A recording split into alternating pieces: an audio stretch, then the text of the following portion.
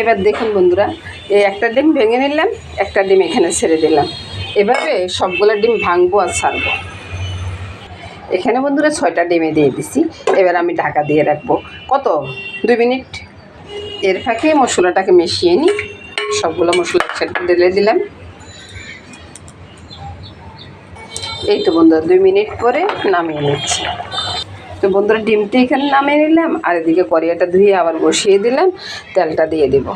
তেলটা গরম হয়ে গেলে মশলাটা ছেড়ে দেব। বসিয়ে নিই মশলাটা। তো বন্ধুরা মশলাটা কষানো হয়ে গেল। এবার আমি কি করব, এই যে ডিমটা আছে না, ডিমটা এটার ভিতরে ছেড়ে দেব। আর ঝোলের কোনো প্রয়োজন পড়বে না। এবার ভালোভাবে এগুলোকে মিশিয়ে দেব। রান্নাটা শেষ হয়ে গেছে, নামিয়ে নেব। শুভ সকাল বন্ধুরা। এই রান্নাটা আমার ঘরে কদিন পর পরে হয় বন্ধুরা, সবাই পছন্দ করে।